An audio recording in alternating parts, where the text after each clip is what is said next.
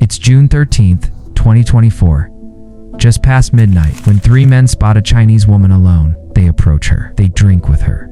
They chat, laugh, probably flirt. But what she doesn't know is that at that very moment, these three are texting each other in a group chat, planning to rape her and how not to get caught. Fortunately, they're caught, and one of these men is a 31-year-old K-pop idol from one of South Korea's famous boy groups, NCT. This is the story of how a horrifying plan unfolded inside one of Seoul's busiest districts. It's about how South Korea's justice system continues to fail victims of sexual assault, and how, even in 2025, a man can be part of a gang and walk away with barely a slap on the wrist. This is why so many Korean women call Korea a cartel, a republic of rapists, a country for and by rapists. Because the politicians, lawmakers, cops, judges are all on the rapist side. NCT debuted in 2016 under SM Entertainment, one of the big four companies in South Korea, with a unique concept: limitless members spread across 6 subunits. As of mid-2025, their combined units have sold tens of millions of albums in Korea, making NCT one of the best-selling K-pop acts of all time. Among the group's standout members was Taeil, who debuted with NCT and later became a main vocalist in NCT 127. He was known for his rich, emotive voice and soft-spoken, shy, caring personality. But on August 28, 2024, SM Entertainment announced that Taeil had been removed from NCT citing involvement in an unspecified X-related crime. The news sent shockwaves through the fandom and beyond.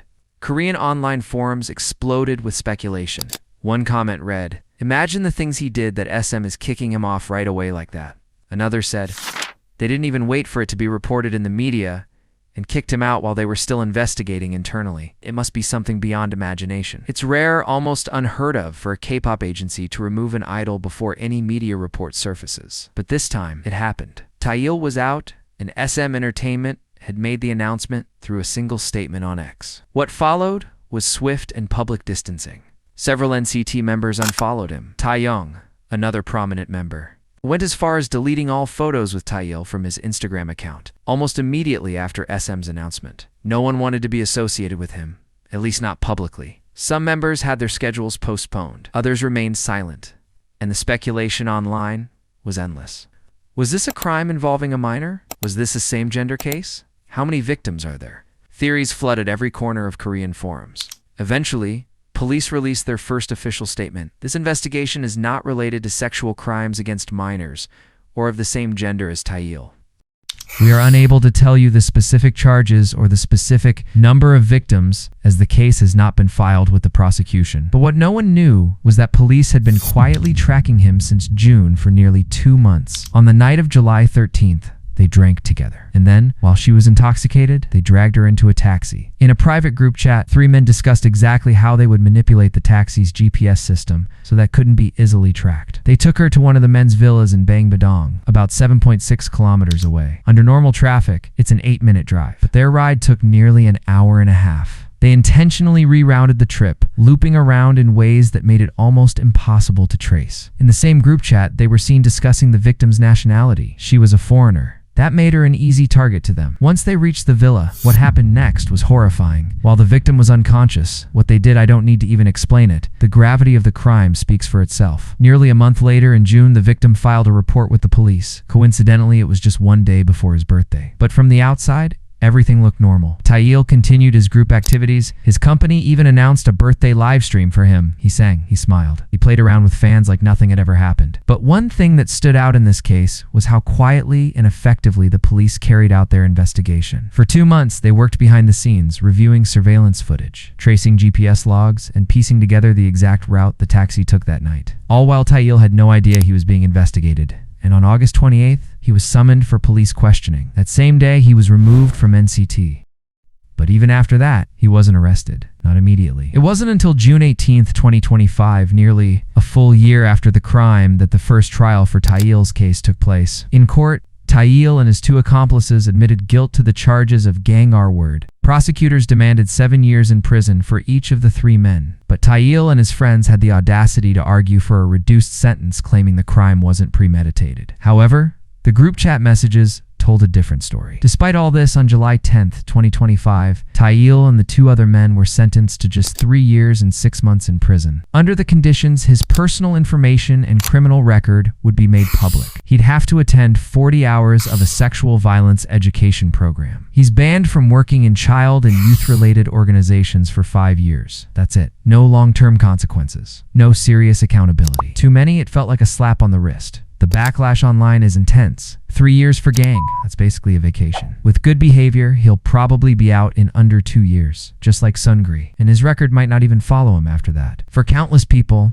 this wasn't just about Taeil. It was about a broken system and how South Korea's justice system continues to fail victims of SA. Take the Burning Sun scandal as another example. JJY and Jong-hoon were involved in illegally filming women and sharing non-consensual X videos with gang R-word allegations. JJY got 6 years sentence and later reduced to 5, but he was already out by 2023. Not even completely half of his sentence, and Choi's sentence dropped from 5 years to just 2.5 years. Despite multiple victims and solid evidence, both walked free early. Seungri was already released in 2023 with just 18-month sentence. This isn't just about Taeil. It's part of a much bigger problem in justice system when it comes to sexual crimes. Conviction rates are low, and even when offenders are found guilty, suspended sentences are common. Judges often give light sentences, citing reasons like the offender shows remorse. They reached a settlement with the victim. It's their first offense. They have a promising future. But how many more first offenses will it take before the system actually protects victims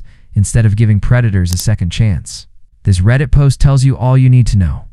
In Korea, ex-criminals routinely get away with only a slap on the wrist. Found not guilty, or get suspended sentence, meaning no jail time, or only get a small fine, etc. Korea is like one of the few countries where they still have this law that allows criminals or ex-criminals to be able to avoid heavy punishment or jail time if the victim doesn't want the criminal to be punished. In Korea, just the action of trying to give the victim however amount of money and saying sorry to judges not victims and writing apology letters to judges not victims help these criminals to get suspended sentences and avoid jail time. Every single day, Korean newspapers are filled with these news articles where some ex-criminals have gotten suspended sentences, equals no jail time for being the first-time rapists. This is why so many Korean women call Korea a cartel, a republic of rapists, a country for and by rapists. Because the politicians, lawmakers, cops, judges, are all on the rapist side.